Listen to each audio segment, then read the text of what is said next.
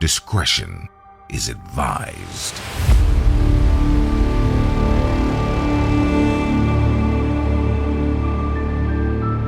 This is 10-Minute Murder.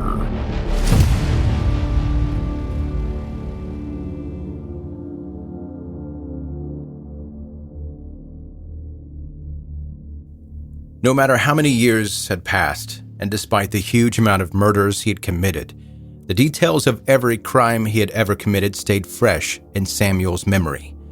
During his confessions, he was able to provide detailed descriptions of his victims, drawing accurate, colored sketches that led to the identification of multiple women that he killed. The only areas where his confessions lacked accuracy were the exact kind of clothing that his victims wore, and the specific dates and years of each crime. Out of the 93 murders that Samuel gave detailed confessions to, the FBI were only able to verify just over half. But to this day, they believe that the remaining confessions are all credible. They think that with time, they'll be able to confirm even more of the murders that are linked to Samuel. In 2019, the FBI decided to make several of Samuel's confessions available to the public, hoping that somebody would recognize the details and help the Bureau identify more victims. One of Samuel's earliest unidentified victims was a transgender teenage girl who he believed he had killed in the early 1970s. Tell me about Mary Ann. She's what you nowadays they call a transgender. Okay. How tall is she? Mary Ann's about 5'7", 5'6". She weighed about 135, okay. Maybe 140. And how old do you think she was? But she was 19. Okay. And where was she from? No, Miami, down in Liberty City. Okay. And did she, you'd mentioned before she had a boyfriend, or she talked about a boyfriend? Named Wes. Wes? Yeah. And tell me about where you met her at. I seen her down at the Guar on 17th Avenue, and she had on a short cream miniskirt. Mm-hmm. Cream and red. So then this opportunity popped up. Mm-hmm. Take her to the store. Right. Instead of me bringing her back to the apartment, I went down 27th Street. That's going down to Fort Lauderdale, called the Alligator Alley. It runs into the Alligator Alley. Right. But the further out you get, the further you get out of Miami. Right. And you got vegetation. Now, how far outside of Miami you think it wasn't too far to Miami, right there. I was in my stepdad's car, Pontiac Le Mans. And where did you take her to? We got down past the let's say limits, so I continued on toward Fort Lauderdale, and I seen a road going off the main road back into vegetation on the left side. So I got her out of the car, pulled her out, and drug her into the growth back there, and pulled her deeper into there's a path. A little path was running somewhere. I don't know where it led it to, but it was running deeper into the undergrowth. It's like Everglades like that. And we ran into some water running. But before we got to the water, the earth was mushy. I turned her loose, and she fell into it face down. And how far outside of Miami do you think you were? About a mile, 2 miles. What year did Mary Ann occur? 72. Okay, 1972. Samuel told Texas Rangers that in 1984, he had murdered a blonde hippie in her mid-20s and dumped her body on a hill. So you meet this girl, I guess you're at a strip bar downtown Columbus. I went on my car, and this white girl come out behind the building. And I'm in my trunk. She walked over to me, say, come on, y'all, can you take me to Miami? Describe this girl to me. Is she white, black? What'd she look like? She was white, blonde hair, dishwater blonde, they go. It's short. Short, like shoulder length, yeah, or?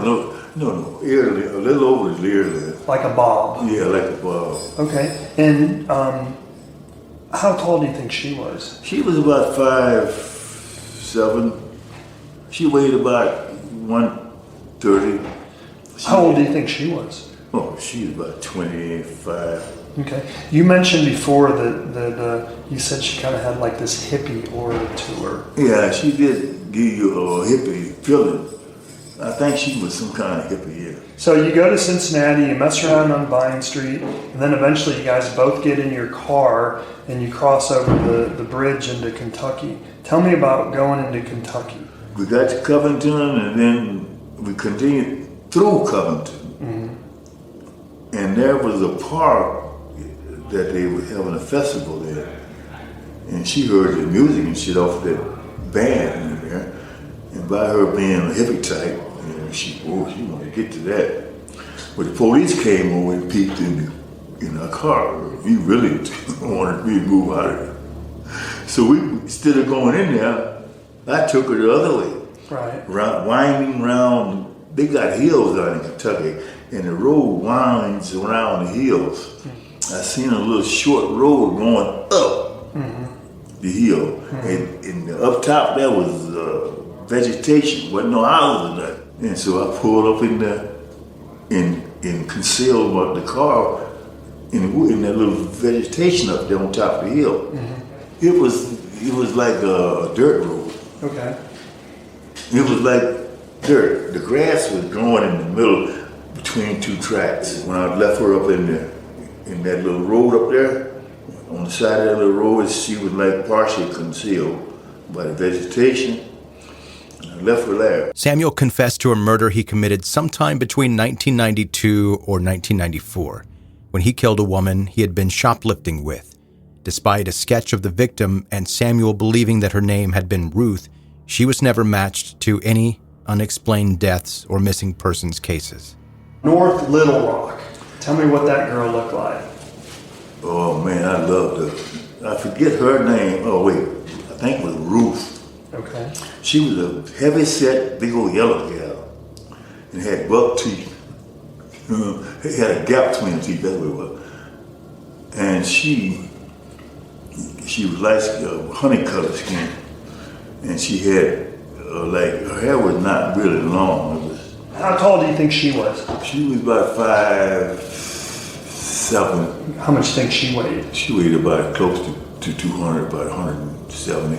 Pretty big girl. Yeah. Now, where did you meet her at? Okay, down there in the crack house. Her and about 6 other girls were sitting on the porch.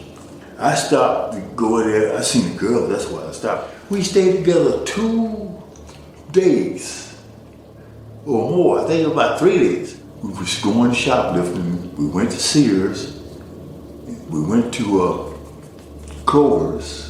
And that's where I got busted. They took me to jail, and she went and stayed in the car. And the manager of Kroger's, I guess he got tired of her laying on his property in that car. He called the station where I was at in North Arkansas to drop the charges. So he can come down and get this gal and car out of here. They cut me loose. So we was headed toward Benton. I whooped off the road and back into that little woods.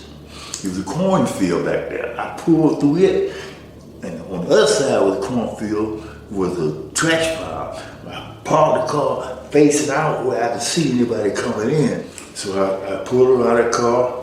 She's too big for me to carry her. So I just pulled her out of the car and laid on that trash that was lit there. So was it like a cornstalk pile, or was it? Yeah, a bunch of corn stalks. What could you see from there?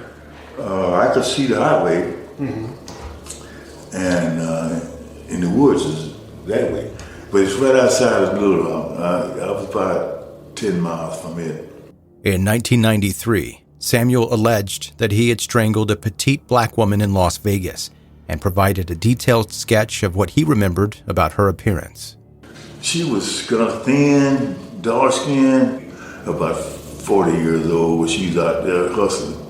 I think she was a drug addict because she wouldn't have been out there. How tall was she? She was about 5'3", And how much do you think she weighed? She weighed about 110, 120. Okay. What about her did you know? The boy came, that was her son, and she called him over there.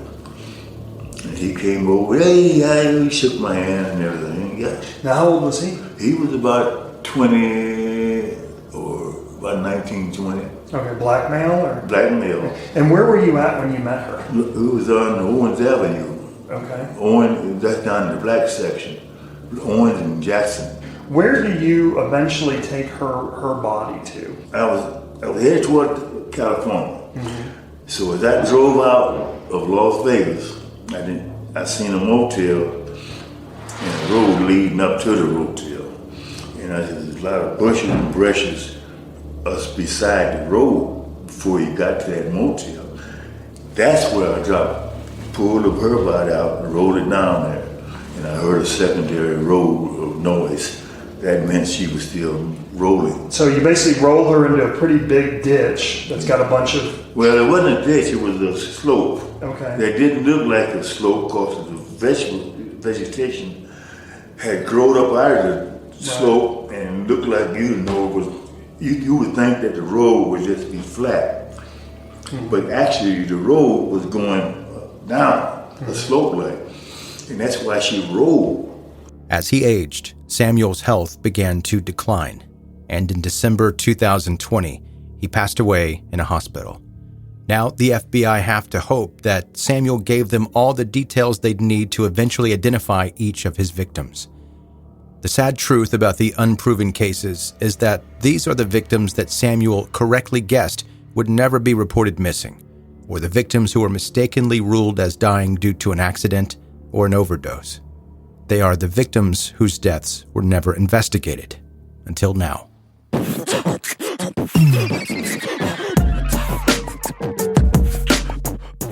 That's 10-Minute Murder for today. Brief and bingeable true crime.